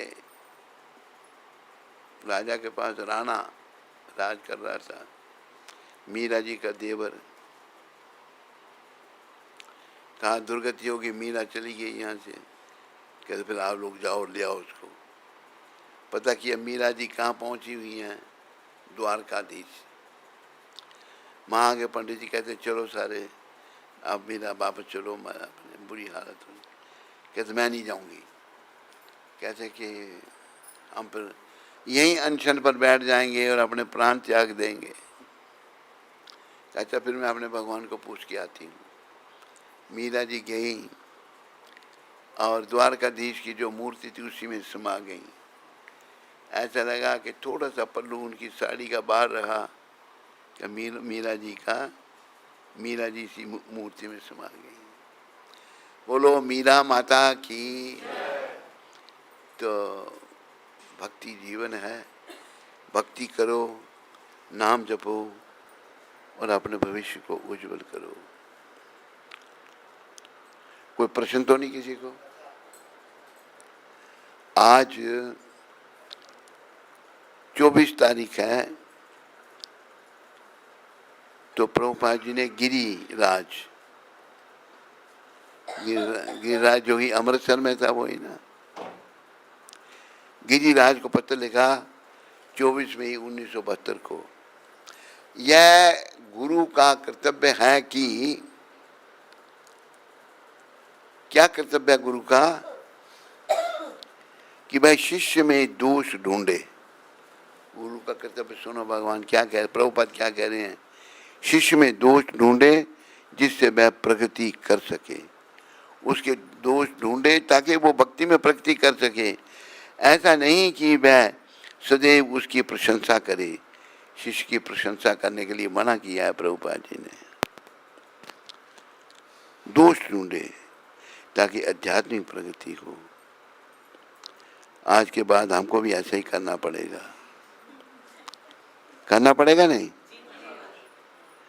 क्या कर रहा है तू भाई? यदि कोई तुम्हारे अंदर दोष देखे तो उसे इस भावना में स्वीकार करें, मेरी तो एक ही इच्छा है कि तुम और मेरे अन्य सभी शिष्य कृष्ण भावना भावित बन जाएं।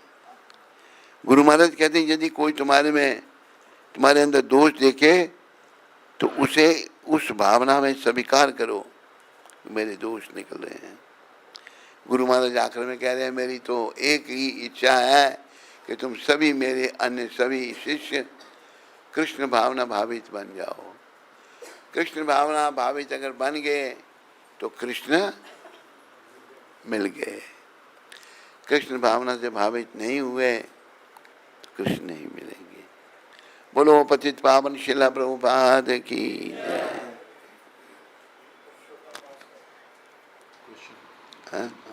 एक दो प्रश्न।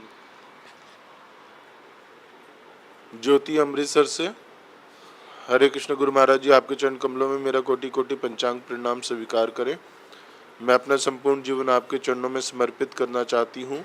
आप ही मुझ जैसी अधम पापी जीव को इस भव आपकी आप ही मुझ जैसी अधम पापी जीव को इस भव सागर से पार कर सकते हो। मेरी एक इच्छा है कि मैं इसी जन्म में भगवत प्राप्ति करूं। आप दया के सागर हैं, कृपा कर दया की एक बूंद मुझ पतित पर भी कीजिए।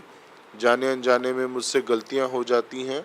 मैं आपके चरणों में यही प्रार्थना करती हूं कि आप मुझे अधम को अपनी बेटी के रूप में स्वीकार करें और आपकी हर एक आज्ञा को जीवन की अंतिम सांस तक पालन करने का प्रयास करती रहूं। और पुरुषोत्तम मास चल रहा है तो इस दौरान 4 नियम का दृढ़ता से पालन कर पाऊं, ऐसी कृपा कीजिए मुझे अधम पर। आपकी अति पतित अधम पापी बेटी ज्योति अमृतसर। ज्योति, तू जानती है ज्योति को? हैं? ज्योति बेटी, मेरी शुभकामनाएं तुम्हारे साथ में हैं। प्रभुपाद तेरे पर कृपा करें। प्रभुपाद जी के चरणों में मेरी बेटी प्रार्थना कर। जीवन का यही उद्देश्य है जो तूने सोचा है, और ये याद रखो मेरा बच्चा, कुछ पाने के लिए कुछ खोना पड़ेगा। हम खोना भी नहीं चाहते और पाना भी चाहते हैं, ऐसा नहीं होता। अब जैसे जो डॉक्टर जो बोला अभी प्रश्न तुम्हारा, ये भगवान को पाना चाहता है, इसलिए डॉक्टरी करने के बाद इसका बाप रोने लगा, इसका मामा रोने लगा कि तो हम छत से छलांग लगा देंगे, लेकिन इसने किसी की परवाह नहीं की। भाई तूने परवाह क्यों नहीं की थी उनकी? हैं? कहते मेरी कृपा, मेरी कृपा थी। तो डटा होगा। अभी प्रयास तो बड़ा किया। जैसे एक बार इसके बाप से बात होने लगी, मैंने कहा शादी की, मैंने अभी माने में अभी मैं 1 मिनट में करवा दूंगा। मैं कहीं ये करवाने वाला कहा था नहीं आपने मेरे को? कौन सी लड़की देख रखी थी आपने?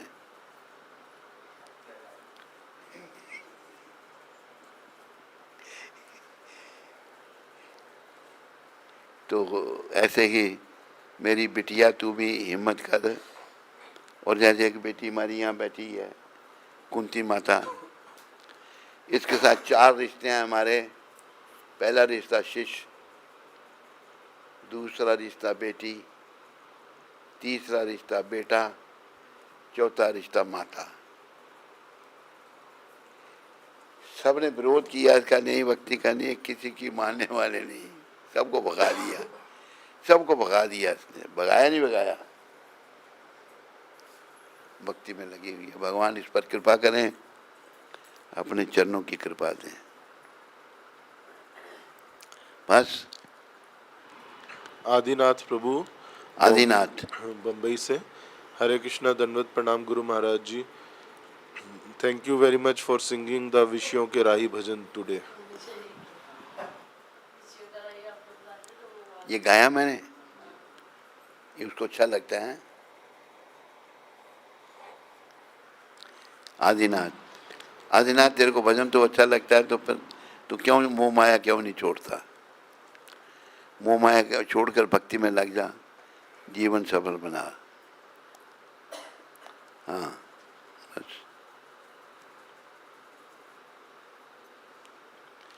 हरे कृष्णा कृष्णा कृष्णा हरे राम राम राम हरे। आज पुरुषोत्तम मास का 8वां दिन है।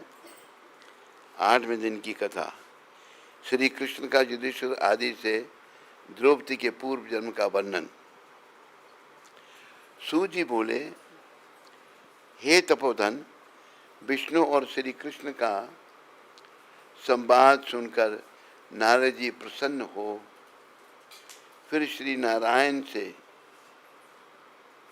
प्रश्न करते हुए बोले, हे प्रभु, रुक्मिणी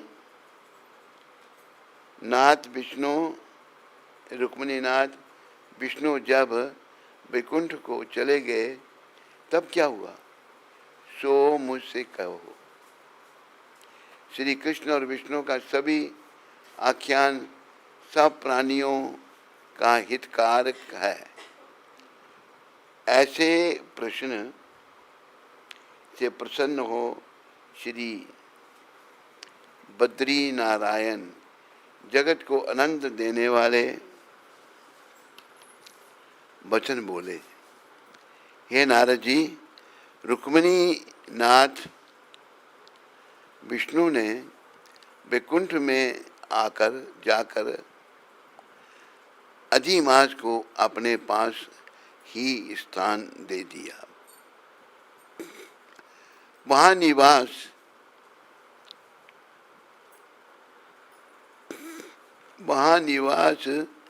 पाकर अधिमास महा आनंद को प्राप्त हुआ और सब मासों का अधिपति होकर श्री विष्णु के साथ क्रीड़ा करने लगा।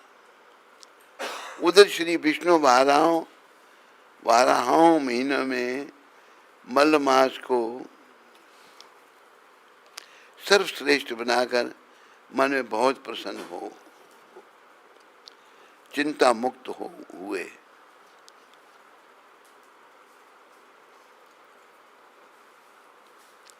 हे मुनि नारद जी, पश्चात भक्त वत्सल श्री कृष्ण युधिष्ठिर और द्रौपदी पर कृपा दृष्टि करते हुए अर्जुन से बोले, हे राज सिंह, मुझे ऐसा प्रतीत होता है कि दुख में डूबे होने से तुमने तपोधन में आकर पुरुषोत्तम मास का अनादर किया है और वृंदावन चंद्र का प्रिय मास तुम्हारे वन में रहने के समय अनजाने में चला गया।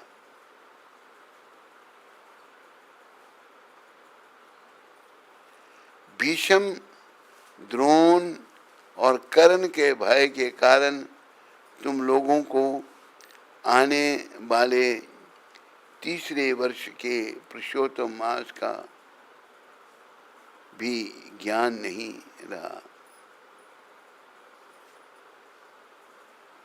पुरुषोत्तम मास का भी ज्ञान नहीं रहा। वेद व्यास जी से प्राप्त विद्या की आराधना में लगे भयंकर युद्धशाली अर्जुन के इंद्र कील पर्वत पर चले जाने के दुख से तुम दुखित ही रहे। अब आप पूछें कि क्या करना चाहिए, तो मैं कहूँगा भाग्य का सहारा मैं क्यों कि भाग्य का लिखा अवश्य भोगना पड़ता है।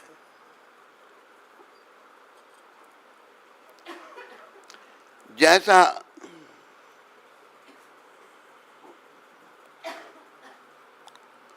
होनहार होता है वैसा ही होता है। मनुष्य प्रारब्ध से ही सुख दुख भय आनंद को प्राप्त होता है। अब आप अदृष्ट भाग्य पर ही निर्भर रहें। ये महाराज, अब आप के दुख भोगने का दूसरा कारण और कहता हूँ। वह बड़ा विलक्षण इतिहास भी सुनो। यह पंचाली द्रौपदी महाभाग्यशाली पूर्व जन्म में श्रेष्ठ मेधावी ऋषि की पुत्री थी। बोलो मेधावी ऋषि जी महाराज की। हे राजन, कुछ काल व्यतीत होने पर अत्यंत लावण्य युक्त और मनोहर नेत्रों वाली यह द्रौपदी उस समय 10 वर्ष की थी। पिता के एक ही पुत्री थी जो सर्वगुण संपन्न और बड़ी चतुर थी। इससे यह पिता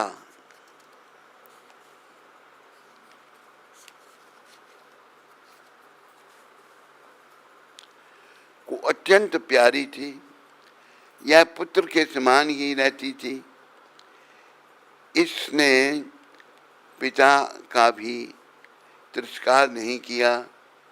यह साहित्य शास्त्र और नीति शास्त्र में भी बड़ी निपुण थी। इसकी माता के इसके बालकपन में ही मर जाने से इसे पिता ने ही पाली थी। एक दिन यह पड़ोसिन सखियों का सुख देकर स्वयं भी पुत्र पौत्र की इच्छा करने लगी और इसी चिंता में रहने लगी कि मुझे भी सद्गुण संपन्न सौभाग्यशाली पति और सुख देने वाले श्रेष्ठ पुत्र किस तरह प्राप्त होंगे। मैं अब ऐसी कौन सा श्रेष्ठ पुत्र किस तरह प्राप्त होंगे। मैं अब ऐसा कौन सा कार्य करूं जिससे मुझे ज्ञान हो कि किस देवता को पूजूं, किस मुनि के पास जाऊं या किस का तीर्थ में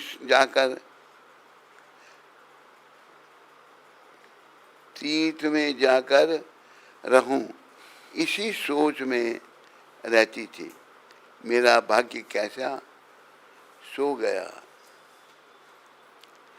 कोई भी पुरुष मुझ पत्नी रूप में स्वीकार करने को तैयार नहीं होता। मेरे पिता इतने योग्य पंडित हैं, परंतु मेरे भाग्य से उनकी भी मति मारी गई है, क्योंकि विवाह की अवस्था होने पर भी उन्होंने मेरे योग्य वर को नहीं ढूंढा। मैं कुमारी होने से पति सुख से वंचित हूँ। मेरे जैसी सखियां पति सुख भोग रही हैं, वैसे ही मैं नहीं जानती। मेरी माता मुझे बचपन में ही छोड़कर चली गई। क्यों चली गई? इस प्रकार शोक और मोह की तरंगों से पीड़ित हो वह थपेड़े खाती रही। उधर मेधावी ऋषिराज पृथ्वी पर कन्यादान के निमित्त योग्य वर ढूंढ रहे थे, पर वैसा योग्य वर नहीं मिलने से उनका मनोरथ निराश हो गया। देवयोग से उनको महा दारुण तीव्र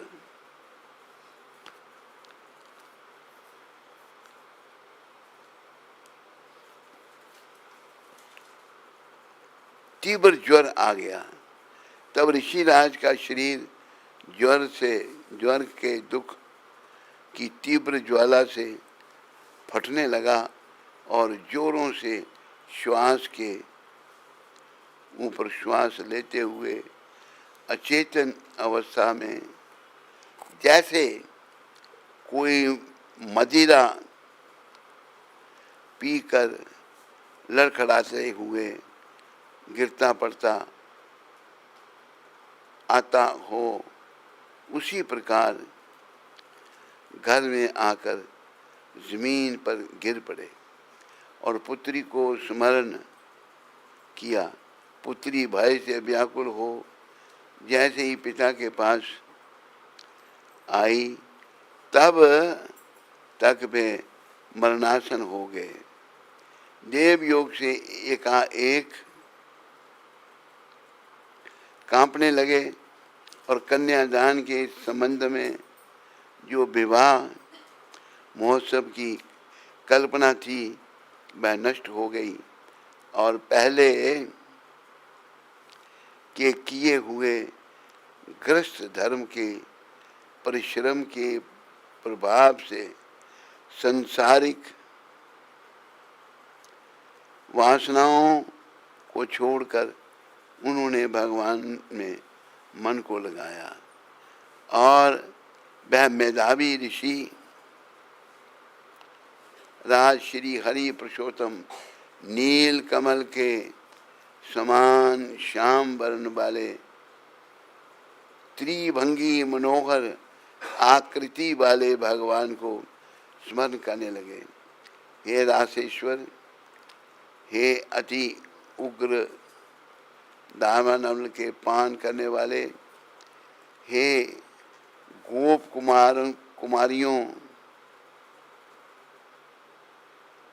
कुमारियों के उतारे हुए वस्त्रों को हरण करने वाले, हे श्री कृष्ण,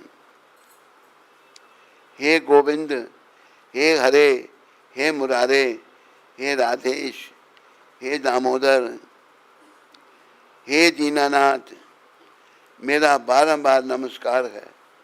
मैं भवसागर में डूब रहा हूँ, मेरी रक्षा करो। मुनि के ऐसे आर्त वचन सुनकर गोलोक से भगवान के दूत शीघ्र ही आ गए और मरे हुए मुनि का हाथ पकड़कर भगवान के चरण कमलों में ले गए। इधर वह ऋषि पुत्री अपने पिता के प्राणों को निकलता देखकर हाय हाय कल रोने लगी और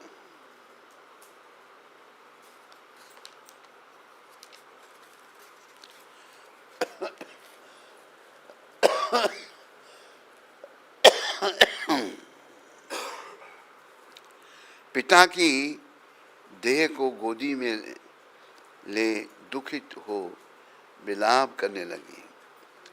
महादुखित हो दारुण रुदन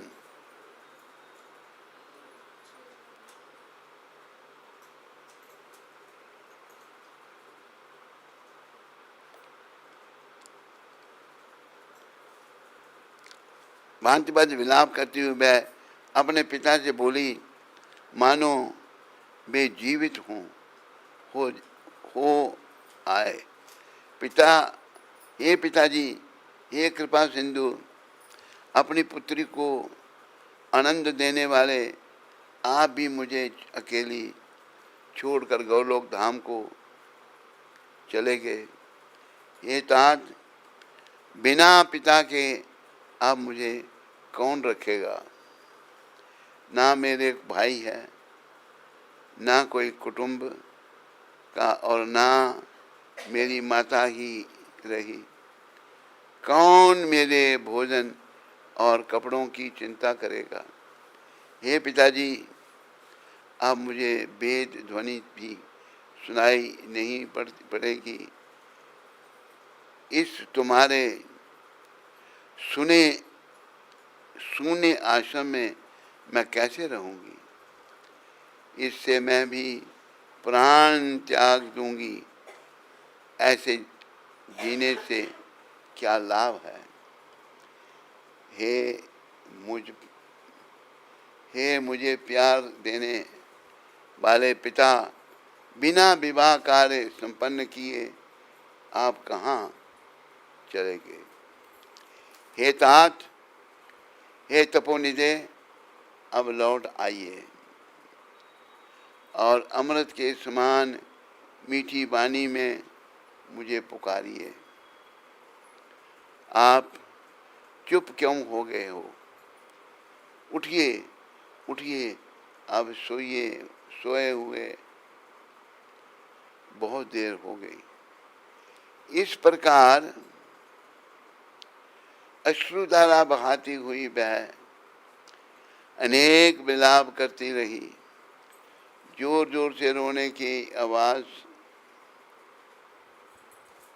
सुनकर वहां वन में रहने वाले ब्राह्मण आपस में कहने लगे कि इस तपोधन में आज अत्यंत करुण बड़े स्वर से बिलख बिलख कर कौन रो रहा है।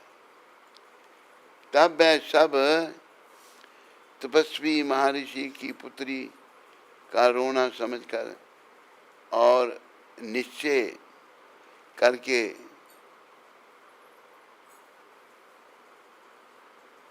हाहाकार मचाते हुए वहां पहुंचे और पुत्री की गोद में मरे हुए मुनि को देखकर वैसा मुनि भी रोने लगे। फिर पुत्री की गोद से शव को उठाकर शमशान में शिवालय के निकट ले जाकर चिता बनाकर अंत्येष्टि विधि से दाह क्रिया संपन्न की। पश्चात कन्या को अनेक प्रकार से समझाकर वे सब अपने अपने स्थान को चले गए। कन्या ने धैर्य धारण कर पिता की संपूर्ण क्रिया के लिए यथाशक्ति धन खर्च किया। वह श्राद्ध आदि किया करके उसी तपोधन में रहने लगी। जिस प्रकार बछड़े के मर जाने पर गाय आंसू बहाती है, गाय आंसू बहाते हुए खाना पीना छोड़कर बिलखती रहती है, उसी प्रकार वह पुत्री भी पिता के मरण जनित कष्टों से रोती बिलखती आंसू बहाती हुई खाना पीना छोड़कर अत्यंत व्यथित रहती थी। बोलो अधिक मास की। 8वें दिन की कथा आज यहीं तक थी। 9वें दिन की कथा कल प्रारंभ होगी। सबका धन्यवाद।